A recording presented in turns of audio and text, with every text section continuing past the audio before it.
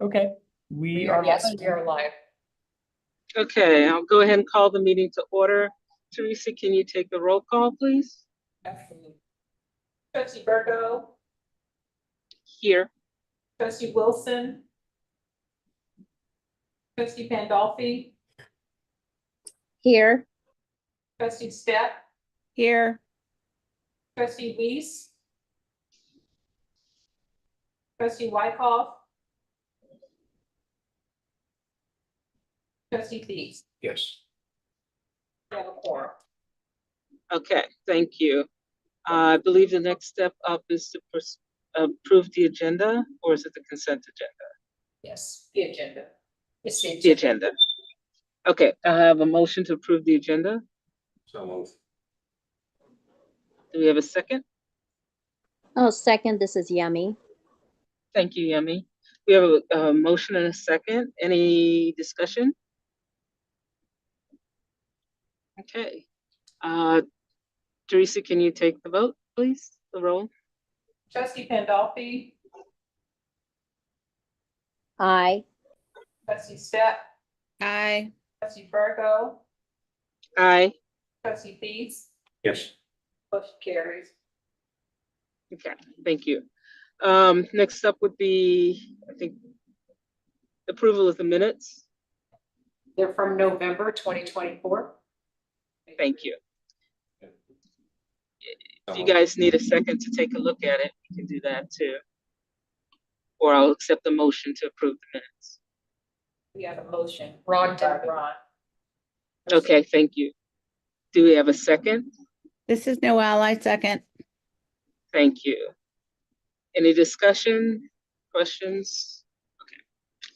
Then we'll take the vote, please. Take the roll call. Trustee Pandolfi, Aye. trustee Stepp, Aye. trustee Virgo, Aye. trustee Thies, Yes. motion carries. Okay. Next up is the 2024-2025 budget. And at this point, I'll turn it over to Aaron. Okay, thank you, trustee Virgo. Thank you. Today we will present our personnel budget for the next fiscal year. As we discussed in our budget session earlier or last month, you'll see our priorities outlined in investment and operational support such as finance, IT, and legal. Also an increased investment in growth areas such as digital innovation and digitization efforts. And most importantly, the prioritization of a commitment to competitive pay for our baseline employees and others throughout the organization. So now we'll get into the fun part of the details of our personnel budget. And I'm going to turn it over to Jennifer Ridley, the Director of HR. Hi, everybody, this is Jennifer. We're gonna, on our screens, we're gonna have the presentation, but if you're in the room here, then you have a copy of the budget in front of you. There's also the numbers of the budget. That's also on board docs, as well as in board docs, there's also a supplemental data packet with additional detailed information that was used to create the estimates in this budget proposal. We'll talk about the three elements of the personnel budget tonight. Compensation, which of course is the biggest swath of the budget, and but also we will also talk about benefits and employee recognition. The different items or lines or accounts that make up the details of the personnel budget, you can see those on this slide. The first one being the benefits eligible FTE allowance.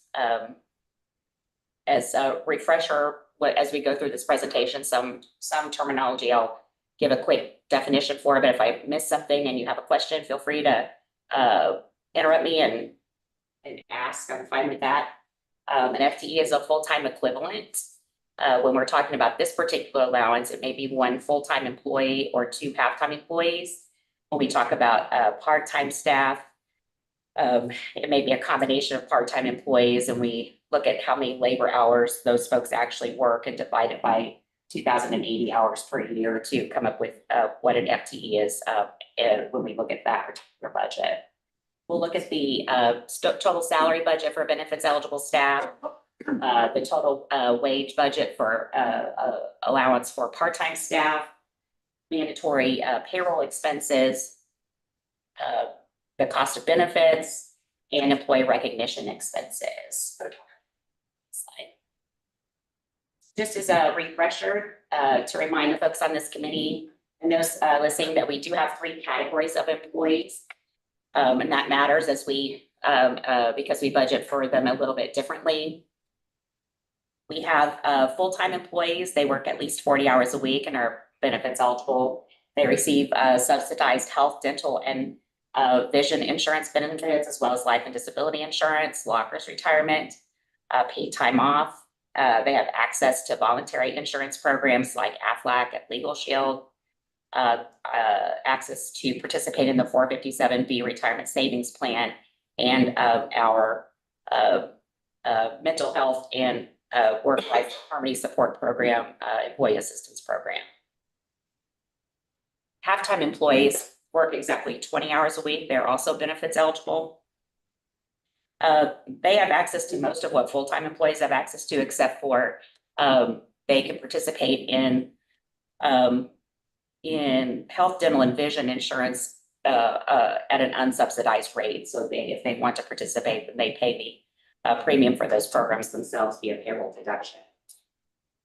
Part-time employees are limited to 950 hours per year and are not considered to be benefits eligible, although they do have access to paid bereavement leave. They are able to participate in the 457B retirement savings plan and our employee assistance program.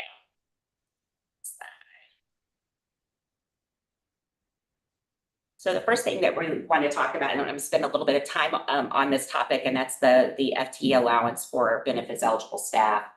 When we present the budget and we ask the board each year to review our proposal, part of what the board is approving is a capped number of benefits eligible FTEs that we are allowed to use for positions across the library system.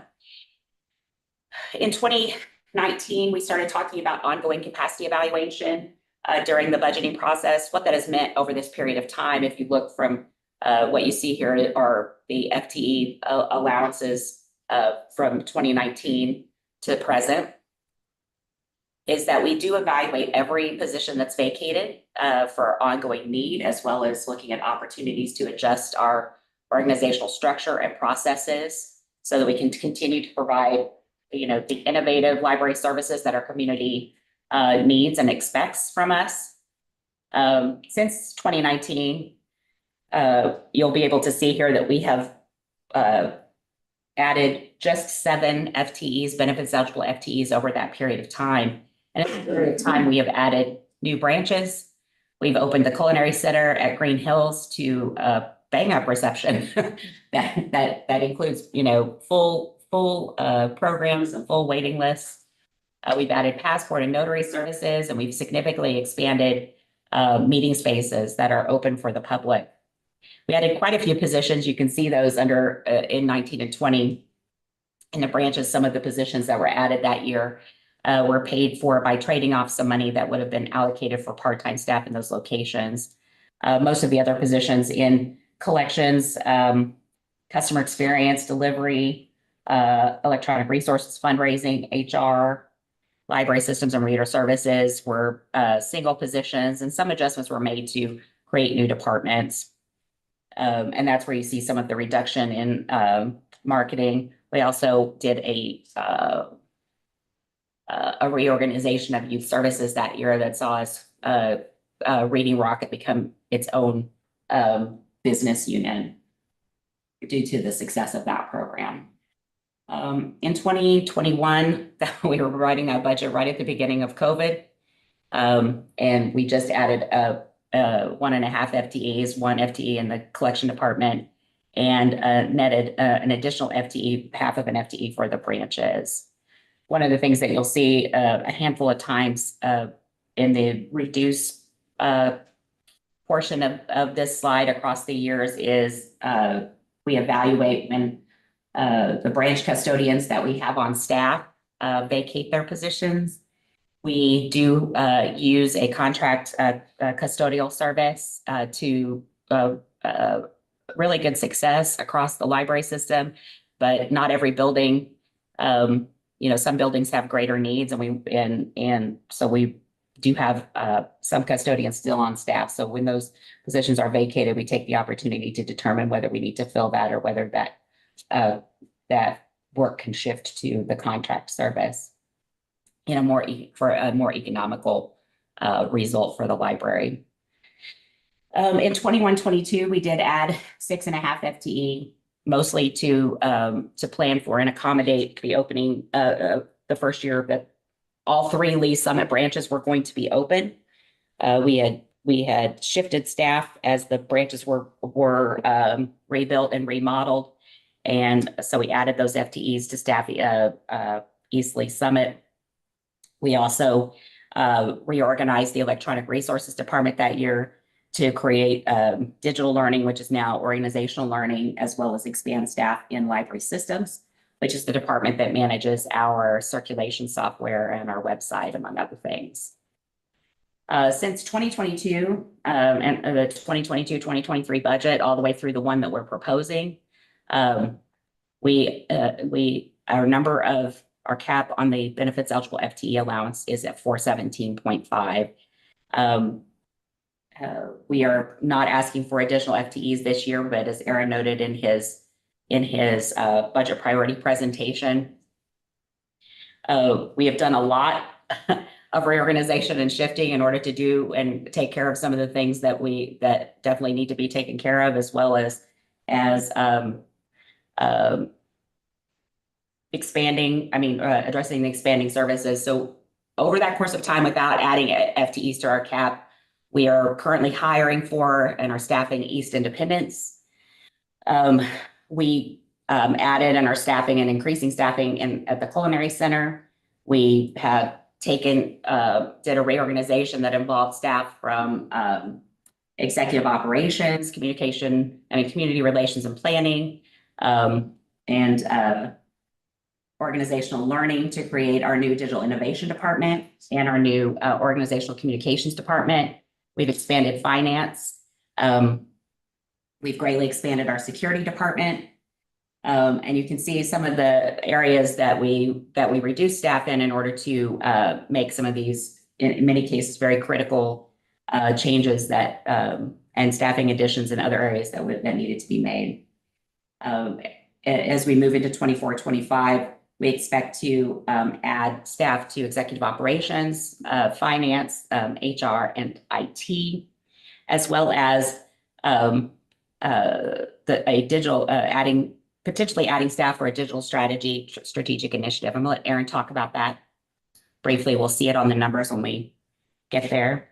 So thanks, Jennifer. This position is the beginning of a department which will be built out over the coming years, but the emphasis there will be the digitization of local resources, digital storytelling, and creating a more robust online offering of resources that come through that department.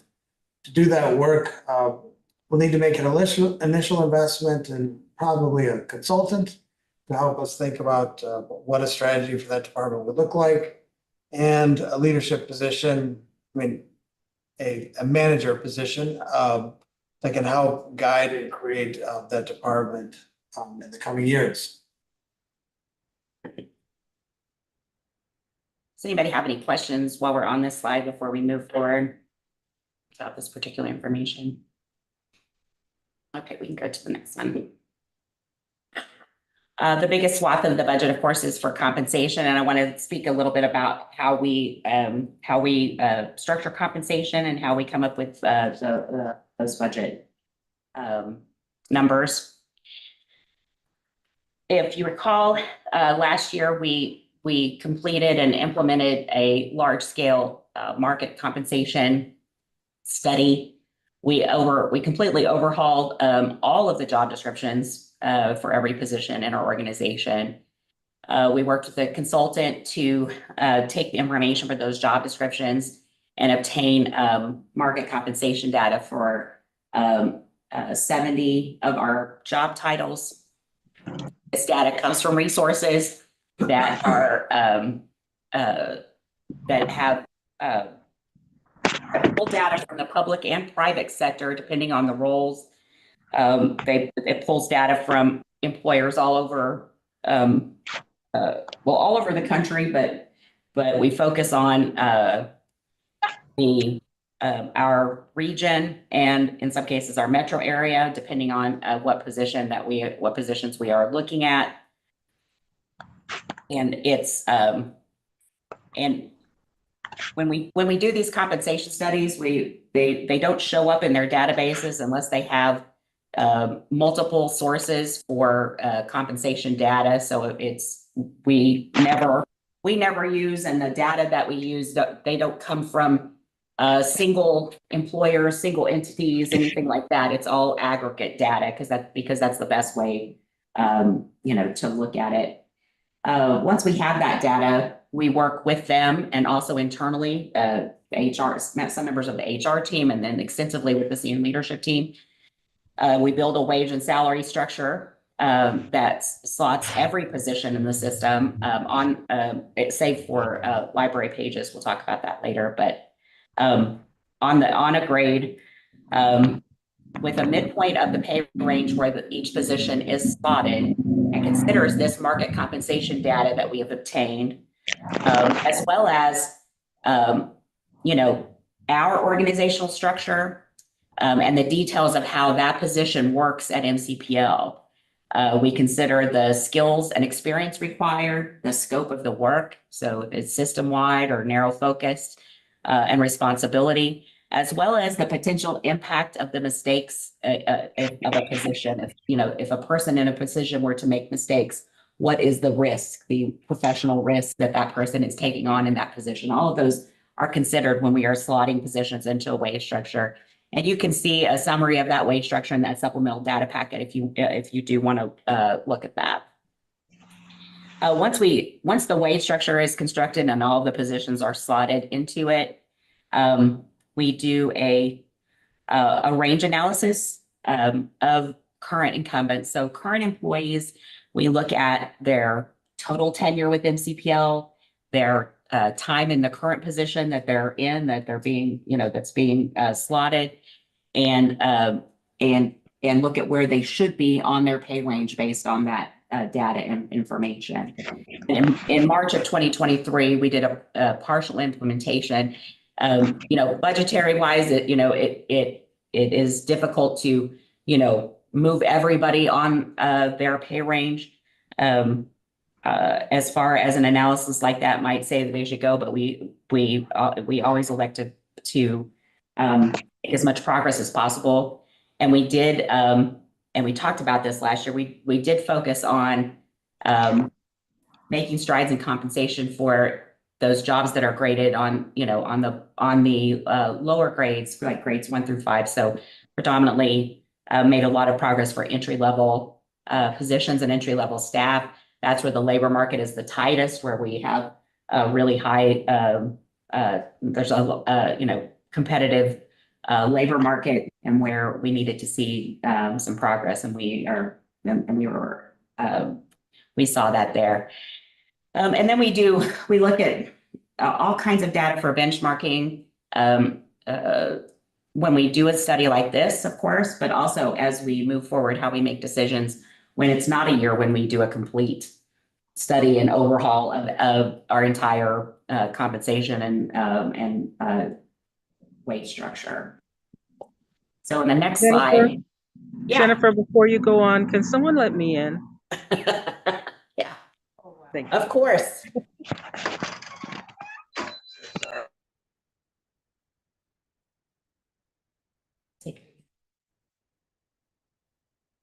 Yeah. Welcome. Thank you. Go to the next slide. Some of the things that we look at externally, are different. I got the echo. Trying to get out of here. She's. Are, Let me give me a second. yeah. Sorry.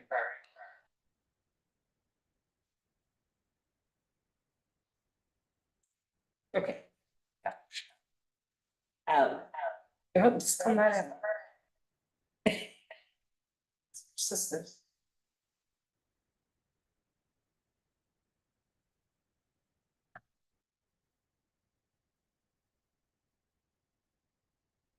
Technology's working too good. It's keeping me connected. It says you're connected forever.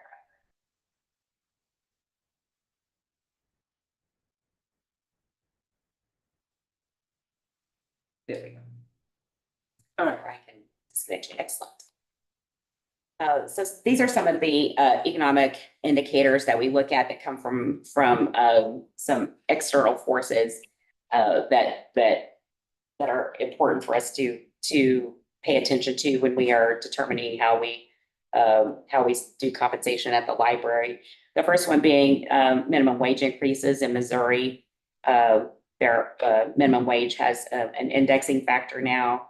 We expect to see it above $13 an hour for 1/1 of 25, but it could move up more, possibly to being at $15 an hour by 1/1 of 26, maybe sooner, because there is some legislation out there that's going back and forth. This impacts the bottom end of our wage structure, and particularly our library pages, circulation aids, and driving those frontline staff, the wages for those frontline staff members. We also look at inflation markers in order for someone's pay increase to make a difference in acknowledging their increase in tenure and experience. We have to try to consider the kinds of things that they use to judge inflation, like consumer price index. This year, the CPI has increased from March of 23 to March of 24. It's increased by 3.5%, and so that is one of the markers that we would look at. We do look at market compensation trends. In addition to doing a massive market compensation study, periodically every 5 to 7 years or so, somewhere in there. We do price jobs individually as we create new positions. We go and get aggregate compensation data so that we're not just guessing about what a job, would take to fill a job to be at a fair and competitive pay rate. We get that data information, but we also look at things like because we deliver library service in a retail kind of model, we do compete for workers with retail, restaurant and hospitality to provide customer service in just with a different product in a different way in our libraries. And we know that the internal minimum wage for other employers is up 13% since 2022, and that the median internal minimum wage for workers is up to $16.70 an hour from $15.30 an hour in 2022. So there's quite a bit of movement at that end of the pay spectrum. And other factors come into play when we're, external factors of what's happening in the workforce, change-wise, that we are competing with, things like flexibility and a remote work, and things that have to do with compliance. So when rules, regulations, and laws change, the one that we have just made a recent change about is the change to the minimum salary threshold for an employee to be able to be exempt from overtime. And we've been waiting for the actual rule regulation to drop, which happened today. But we did go ahead and make the change in anticipation of that. We knew it was coming and so that impacted some staff members and how they're compensated. So that's just an example of the kinds of things that we look at externally when we are determining how we're doing and if we're following and not getting behind on best practices and staying with where the market is headed. And on the next slide, we can talk about some of the things that we look at internally when we are reviewing compensation. So entry level staff wages, we did prioritize that group in the previous couple of years' budgets and continue to do that. So at this point, starting wages for entry-level staff in the branches, this is not library pages. Library pages have a very narrow scope and focus of taking care of the shelves of materials. They mostly read shelf materials. They also do shelf reading, and they are not required to have extensive technical skills or know how to do a lot of the additional customer service duties that many of our other branch staff are meant to provide. They all make at this point $14 an hour. Library pages too is where they're at. But our associates in the branches, our customer service associate ones, who is the grade 1 entry level in the branches, their starting pay is now at $16.50 an hour versus $13.71 an hour in the 2021-2022 budget.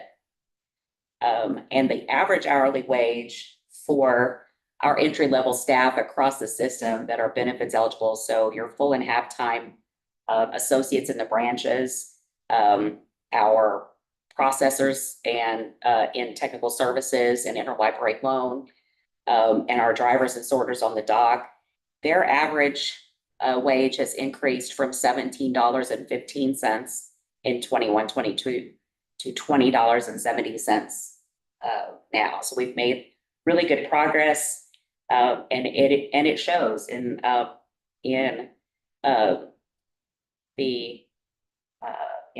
turnover and in our ability to recruit and have really robust competitive applicant pools for our open positions in these areas, and we've appreciated the board support as we've done some of that really critical work.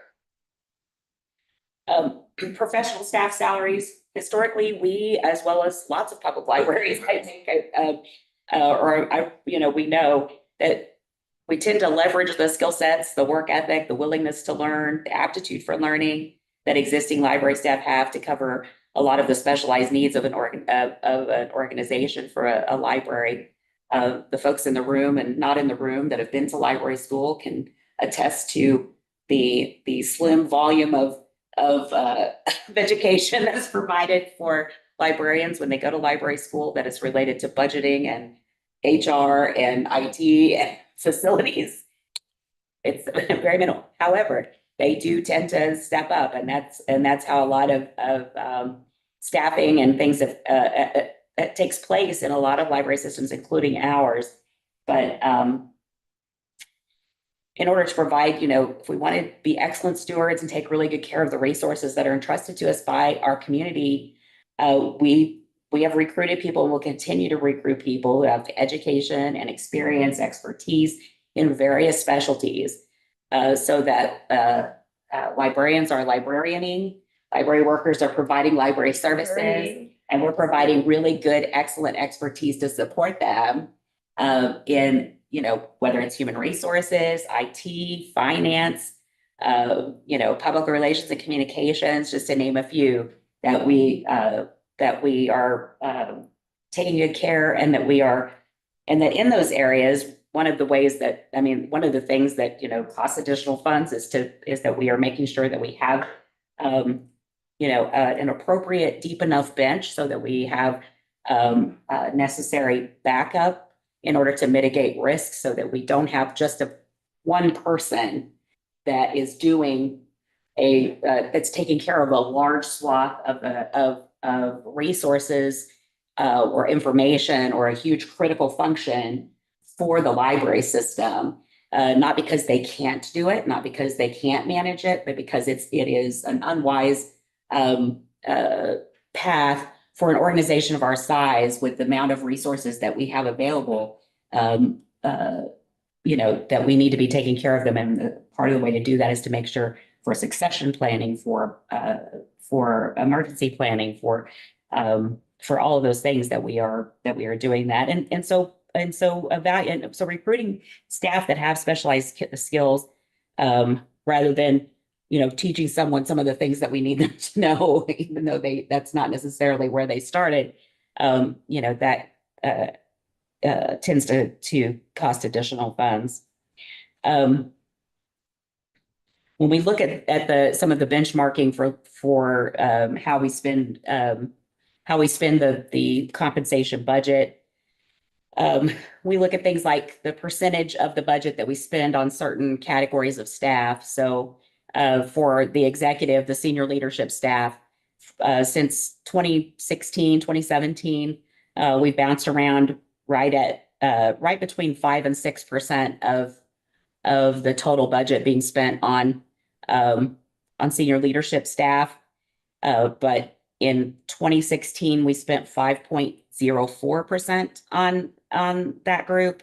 And in 24-25, we're projected to spend 5.06%. So it's just 0.02% of a difference that stayed really consistent over time. We've seen a little bit of a shift post-COVID with a little more of the percentage of budget, less than 2% of a swing on managers, like department managers and function managers at HQ, versus what is the total budget is being spent on branch staff. But we are seeing that actually come back up as programming has been, we saw, quite a bit of a dip during COVID. And then as we've restarted programming, but we're also revamping it, delivering it in a different way, but we are seeing that come back up. And I would expect to see probably more of a recovery there, where those percentages will start to look again like they've always looked at, percentage of allocation of total dollars. We do look at take opportunities periodically throughout the year to look at internal equity. We want to make sure that similarly situated staff members don't have anything arbitrary that's causing a difference in their pay because something impacted them in a way that isn't directly attributable to, their tenure, their time in their job, performance, whatever path that is. And so that's definitely important and definitely important work that we always will continue to do. And what it costs to provide, to upgrade folks' skills, whether they're current employees or whether we need to go and look for skill sets that we're missing. And that that's other ways that we have to address compensation with internal data. Okay, now we get to the part where we just look at numbers. So you have like I said, you've got the personnel budget in front of you, either in board docs or here physically for us folks that are in the room. The top line on that budget is for the account 5010, which is labeled as personnel full-time. It doesn't include half-time, but it is the benefits eligible pay line. You can see some historical data on the budget sheet, the worksheet that we have for you now, including the budget and projection for the current fiscal year that we're in. For 24-25, that line, the way that how we got to that number is we looked at the projected salaries of the positions that are currently authorized to be at around $23,500,000. Make an adjustment of around 2% around that for turnover or time to fill. We know that that those positions won't be full all year long. Some people will come, some people will go. And so we make an adjustment there to allow for that. We have included an allowance for potentially doing pay increases in the fourth quarter of the fiscal year. That's when we do that evaluation. So that we are looking at our current fiscal year's budgeted funds. Considering all of the data that we've just reviewed that we look at, as well as looking into the next year and beyond budgeted funds to see what kind of pay increases are fair and sustainable and affordable. So all of those things come into play, but we've included that allowance there, as well as in the strategic initiatives column, an allowance for the digital strategy initiative that Aaron was talking about earlier. The total proposal in that line is $23,440,000, which is a 7.15% increase over the 23-24 budget or projection. And what we're looking at for an actual spend, which we expect to be pretty close to what we budgeted. Any questions about that line? This point. Okay, next slide. The next line is account 5011, and that's our part-time staffing allowance. How we look at that is we look at labor hours to spend across the system. The customer experience department works really hard to allocate those hours and works with branch managers to budget those out for the year. We're looking at using about 221,600 labor hours for branch associates. So about 106.5 FTEs total, for a total of $4,150,000. A little over 55,000 page hours, which is a little more than 26.5 FTEs, for a total of $785,000. About 2,000 delivery services hours, which is the equivalent of about 1 FTE, for $35,000, for a total on that line of $4,970,000. This is an 8.99% increase over the 23-24 budget projected. And I would like to point out on this slide is that increase is not just about increase to pay. This is going to be the first year that we have every location open and running, where we're not covering staff, using the staff from a closed location to cover staff at an open location while that location's being rebuilt or remodeled. East Independence is about to be open. So those are all, that's all layered on additional people that are needed to staff those locations. Do you have any questions about this line? So, all right, we can move forward. Of course, sort of. There are a couple of lines there for mandatory payroll expenses that we have to pay when we pay folks, including Social Security and Medicare tax. And unemployment, that line is, as you note, is pretty low.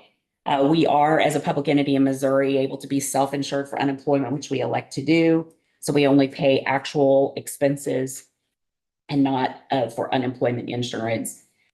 We rarely are doing a reduction in force or laying people off. So, which is, often what unemployment is for. But we do have some expenses there. The way unemployment is calculated, where we often see an expense there is if we have part-time staff members who have a primary job and maybe become unemployed in their primary job, then we may, even if they are working for us, we will get credit for the pay that we pay them for their work. We may actually have to cover a small amount, usually a very fractional amount of their unemployment, which is considered to be underemployment payment. That's often where we're spending that money at. So we historically, that stays pretty low. We can go to the next slide. The next lines are for benefits expenses. So $30,000 for tuition reimbursement. Employees who meet the criteria of the program are able to apply for a 50% tuition reimbursement if they are pursuing their Master's of Library Science or another degree or certificate that's relevant to the position that they work in for the library. And that's the budget line set aside for that. The logger's retirement budget line is $3,842,000. For this year, it is an 8.99% increase. Part of that increase is due to the increase in compensation in salaries and wages for benefits eligible staff. And part of that increase is there's a slight increase in the required contribution rate from loggers. Last fiscal year, the rate was 16.8%, and the rate for the upcoming fiscal year is 17.1%. The next line is medical insurance, but it also does include dental and vision, which is a slight increase, 172,000 over last year. We do expect to go out to market for that for 1/1 of 25. So we typically see a little bit of an increase, but we may be able to mitigate that by going shopping. And we will, definitely look for the right provider for those things for the upcoming plan year. Life and disability insurance, that will also be going out to market for 1/1 of 25. We do have claims activity on the disability side that has an uptick. And so because those premium rates are based on salaries and wages, we see a little bit of an uptick there, and I do expect to see an uptick in the premium rate as well. But hopefully we'll be able to mitigate that by shopping. And then health insurance, we're going to talk about on the next slide. We're looking at funding it at 4.4 million. I did include on here just to bring to everyone's attention and speak about some other expenses that typically have been included in the personnel and benefits budget line that have to do with professional services that we engage to do everything from employee assistance, background checks, and investment advisory for the 457 plan, as well as expenses for training, are being moved to the operating side of the budget to the appropriate accounts, so that we are following some best accounting practices. So those things align with the money that we spend in those accounts and what we're spending that money on. So they're not included in the personnel budget this year, but look for those items to be in the full operating budget when that comes out. The next slide is just a quick snapshot of that internal health insurance fund. This is the time of the year we are budgeting to decide what we are going to contribute from the budget into that fund. In board docs, there is an expanded version of what's on the screen here that includes some historical information back to fiscal year 2021.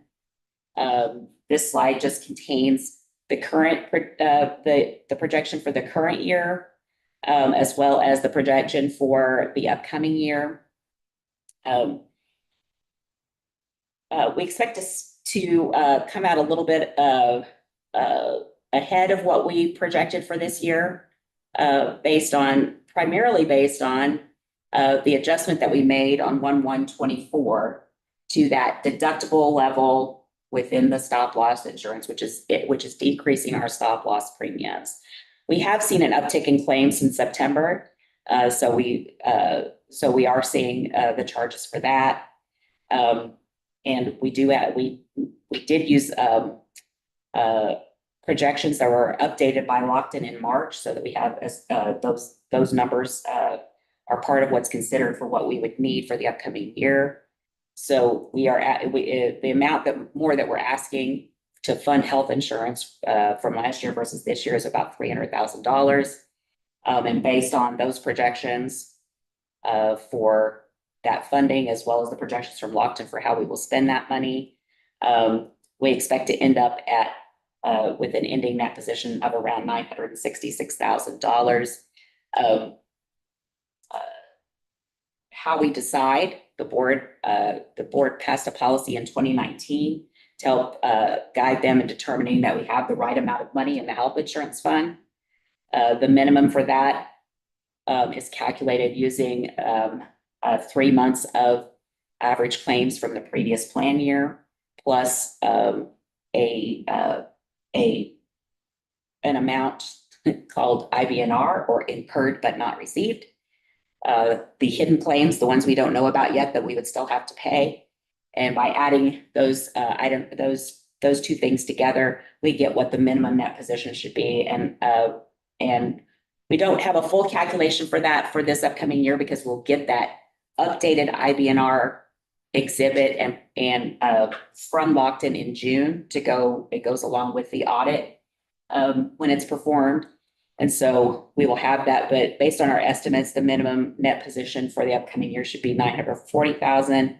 And the maximum should be 2 million. And we'll be bumping up against that minimum according to these projections.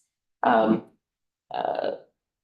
we will, part of the benefit of having a plan year for the health plan being calendar year is that we can look at health plan design and how and contributions and all of those things to make sure that we are reacting to any kind of changes in how the health plan is being used, and making sure that we're using all the tools, all the levers available to us to mitigate health expenses for us and for staff.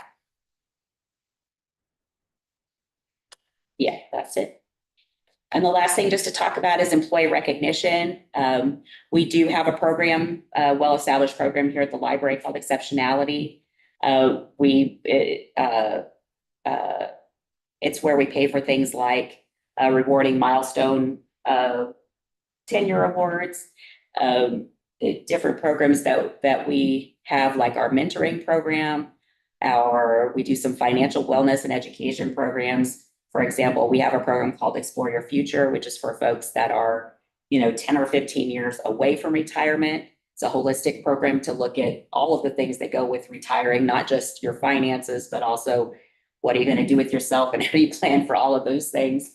As well as we provided, this year we were able to use the money that in this fund to provide education, some education programs and for financial planning for staff, as we went from being paid once a month to being paid bi-weekly to help them plan and budget for those things that was paid for out of this fund. We use it to buy, snacks for meetings. I believe it's tomorrow, Take Your Kid to Work Day. I think it's tomorrow. Tomorrow's Take Your Kid to Work Day. And so we'll have some activities and fun things for those kiddos to see what we do at the library, what their parents and grandparents do at the library. And that's the kind of thing that we pay for out of these funds. And that budget line is in 5110 and is $88,000 for this upcoming fiscal year. Thank you, Jen. That's what I got. You have a question from Ron? Yes. What chip? They just asked me if I had a question for him. I was like, oh no. I wonder if you could help me or clarify this. If I understand correctly, the employee's initial thoughts on compensation are from the aggregate data. But if you find someone that's just really excelling in his or her position, you go to the range analysis where you can kind of bump them up in their. We tend to not do that.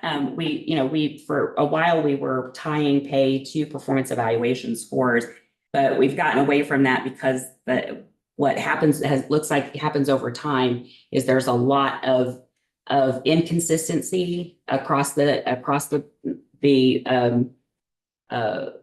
library system, where you might have a manager who grades everybody high and great and not so much. So we use other means of engaging about performance and development and training. And what we've done over time instead is we've built some opportunity for advancement within our system, where previously we had one level of staff in our branches. So like we had just one level of frontline associate. Whereas now we have 2 levels of customer service associates with additional responsibilities and pay that go with that, as well as another level of specialty associates. So when you go into the branches, you'll find early literacy associates that are specialty trained and compensated to do story time and in the way that we train them to do that here at the library. Technology associates that help with tech help, youth services associates, programming associates. And what we're going to see this year too is we've added another level in the branches for customer in some branches that we're piloting of customer service supervisors, so that we have a customer service expert on available in those hours when managers may not be available. And so it's a more opportunity for investment. So those folks that are performing outstanding, we hope to always be creating opportunities for them to do more and better things without just having to say, well, we'll give this person more money at the level that they're at, that we would provide opportunities for them to grow and develop Great. in other ways. Ask you another question. Uh-huh. Okay. I understand that our friends at the Department of Labor promulgated administrative regulations regarding premium pay or overtime compensation for heretofore exempt people. So if I'm understanding, we're adjusting the base compensation so we can avoid triggering all that work. Is that it? Or? We actually didn't. We elected to scale back the number of employees that we have as exempt. So we converted a number of staff from being exempt to being non-exempt. So they're now eligible for overtime if they work more than 40 hours. But what we found when we started trying to determine what our best course of action was here is that many of them aren't working more than 40 hours. And so it's more beneficial to periodically compensate them for when they do work more than 40 than it is to bump a whole group of people really above what where the market says that group should be. Okay. Yeah. And just revert them back to non-exempt. So that's the direction that we chose to go. Okay. Yeah. Because when I first heard of this, I just envisioned it just a flood of additional time cards and all that kind of stuff. So We are in the process of switching to a new we just finished our first payroll with our new timekeeping system. It's within the one that we've used, but they pushed us to their updated product, and so we're adjusting to that kind of at the same time. In that case, in that piece of it, we're doing our best. But most of the people that were impacted by those changes have been with us for a while, and I trust that they will adjust. And again, if they do work more than 40, then we will compensate them for that. But that's the direction that we chose to go in terms of the best, the most balanced path forward for staff and for the library. Should be noted also that the overtime expenses are tracked and reported. Yes. So there's some areas, or one area in particular, where we ask for estimates, primarily facilities. And that overtime use is dependent on weather conditions and other factors. Yeah. And so we'll be keeping an eye on that. And it's, we don't really want anybody working a lot of overtime anyway, regardless.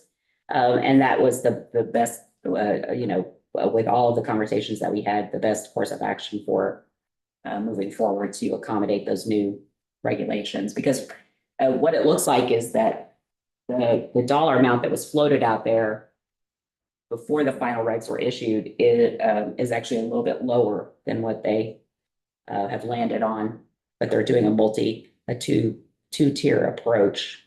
So there'll be an amount that goes into effect in July, and then a much greater amount that goes into effect in January.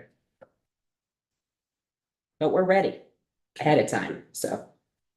just another question, if I may.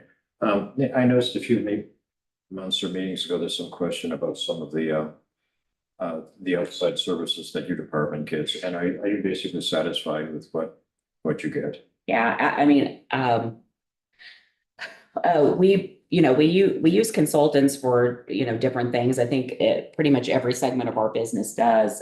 We've been fortunate in our relationship with Lockton. We did a full, where we evaluated 19 brokerage firms before we chose Lockton. We had been with CBIZ prior to that for greater than 20 years.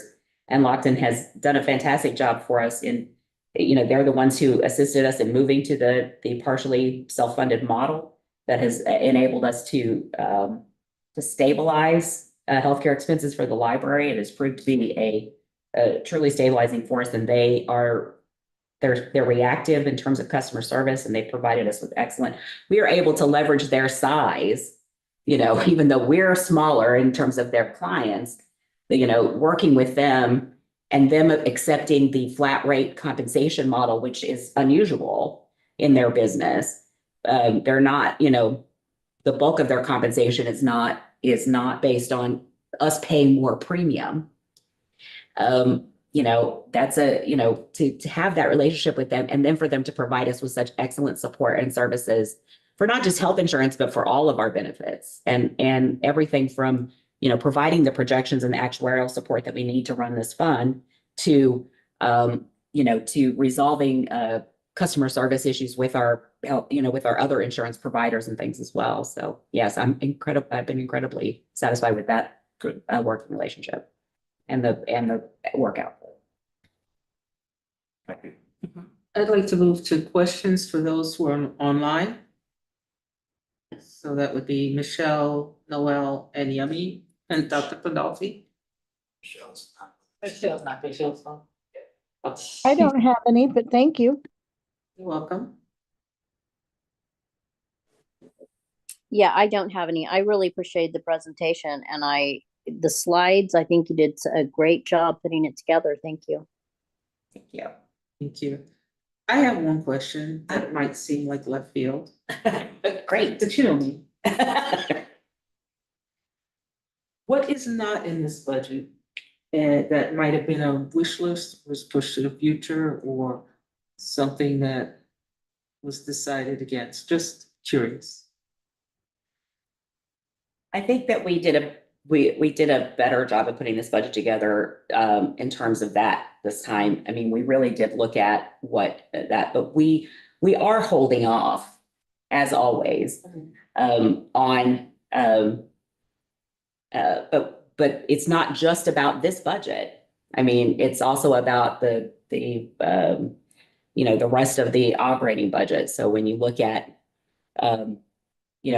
where we might need some additional support, operational support, but we don't have a place to put those folks. So some of those things we're limited by not just what we're looking for in the personnel budget, but just overall, there are other limitations there. But we know that we have, particularly in technology, we're just going to continue to need to upskill and look for folks, and also not just for taking care of the price of admission things that we need for the library, and Erin can speak more to that too if you want, but also the things that the public is going to expect us to help to educate them on, and the services that they're going to expect us to provide. So If I could just add here, so Yeah. there's some significant changes coming into the way we manage public space. And we don't know what the effect of that will be on branch staffing. So we'll evaluate it as it happens, but there may be a demand for additional staff in high trafficked areas.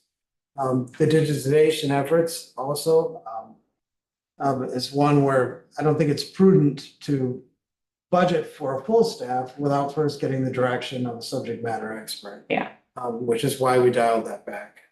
And the customer service supervisor piloting that we're starting, where we're converting current FTEs as they're vacated to a piloting this, is in a way we're looking at ways to address. There is no way to understate, to overstate how the public is using the expanded access to meeting rooms and additional support that our staff need to be. Either we need more staff or additional training for staff to help provide things like technical support, but also just the physical support for the meeting rooms themselves. I mean, if you go and talk to staff that work in our biggest, busiest branches with meeting rooms, they will tell you, like on Saturdays, the turnover of rooms that are reserved and the setup of those rooms, just the physical bit of that, and then helping with the types of technologies and things that folks use in those meeting rooms. So our staff, and we know this over time, are infinitely creative in figuring out how to do more with less. It's in them. It's what they do. But we're kind of at a critical point here where this year is going to definitely be a learning year when we have all of our locations open. They're all operating, functioning with these new spaces, and really hearing from the public and our staff about what is working and what isn't. So basically, you're benchmarking and analysis and just Absolutely, watching. as always, yeah, but definitely as we look at this. One other area, and Jeremy, you can chime in. There's room within the finance budget right now. We're holding off. However, I'm recommending a complete overhaul of our financial system. And to do that, to modernize that department, there may be a need for additional staff. One, to help with the migration, but then two, to assist with the sort services once we make that migration. So as I've said before in board meetings,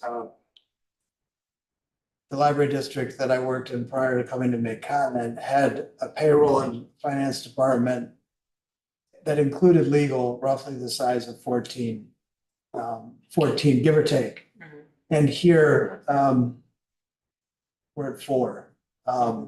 And I think it's a worthwhile investment because you're handling taxpayer dollars. But to do things the way they should be done, additional stuff. Thank you. And I had one other question. We're coming out of COVID, but is there room in this budget for any crisis or disaster response that may be? Because the library is a partner with FEMA and several other agencies in helping to help communities heal and recover. So I'm not sure if there's deliberate room, I should say, in the budget for crisis response. I don't think that we've deliberately included it, but what I would say about it in terms of what we've learned is that we know for sure, because at the time we were doing it, we were on the fly, right? But I will never. And at the end of the fiscal year. I will never stop marveling at how agile our staff was during that time, to shifting to, how they deliver services and what services we deliver, what we provided for the community. And I think that they would do it again, and we would probably be a little better at it. A little, and be able to be everything that we were to the community during that time. But in a way that with an understanding of, I would say, remaining agile, but with less reactionary and more, more of an understanding of, we could take a deep breath and slow down and make decisions a little bit more deliberately and slowly, so that not every single shift in what was going on is a crisis that we we don't want to escalate it. But I think we would be ready just because we got really good at figuring out what to stop and what to start. The system did a really good during job that time. because many libraries closed down. Yeah. To keep services and keep programming going. Again, I will always marvel when I look back at it and also feel a little.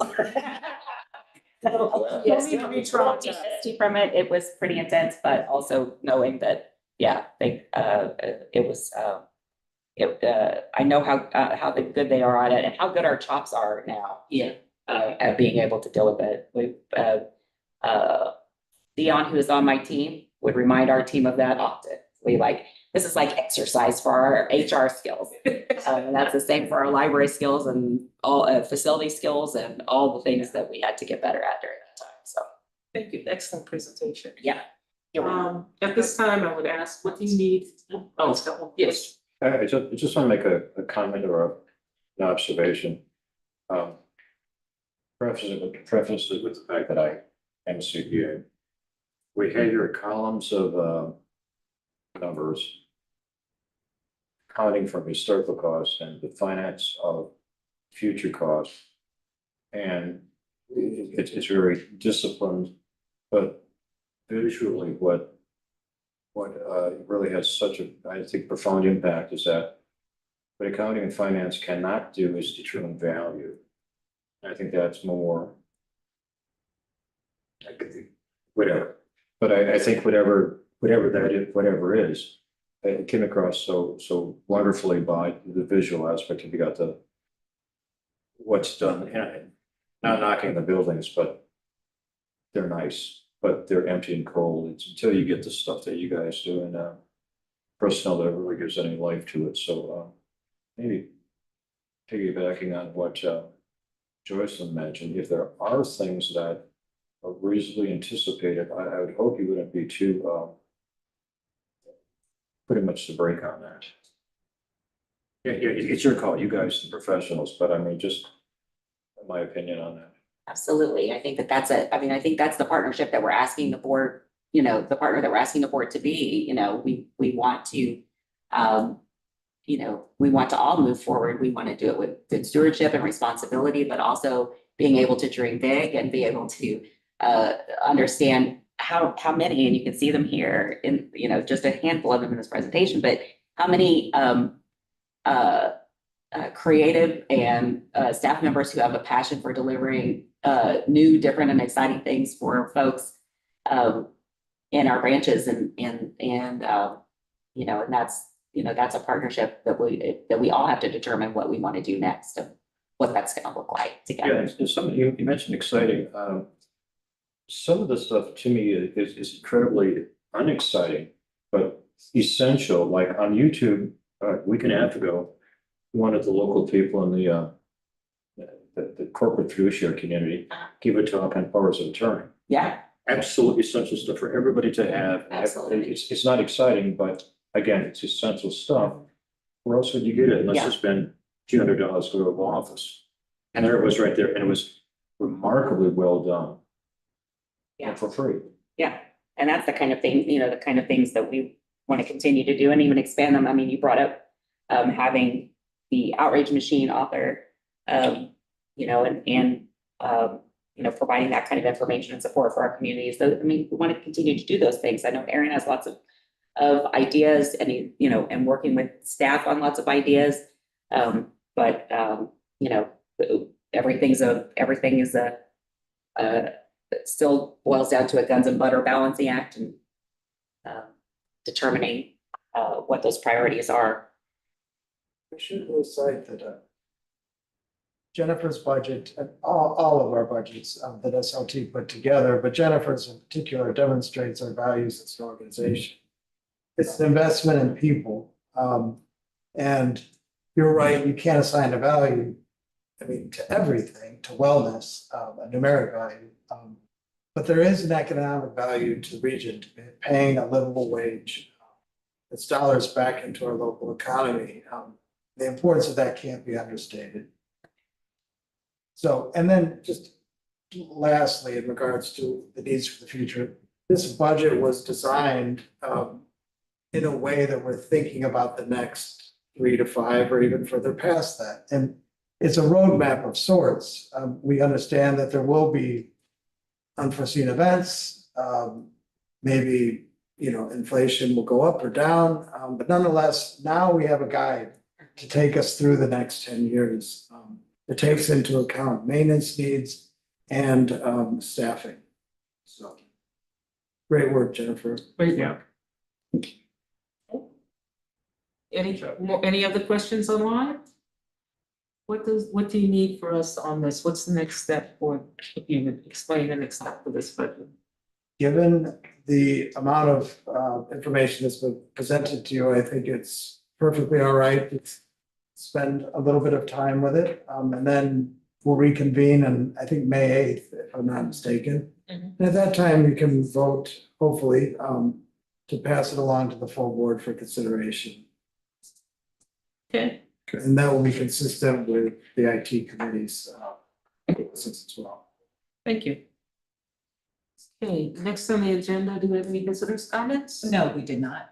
Hey, do we have any new business? Not on my end. Not on mine either. And so the ever popular, I'll take a motion to adjourn. Okay. A second, Second, this is yummy. and we could do a full acclamation. All those in favor? Hi. They say aye. Aye. Aye, aye, aye.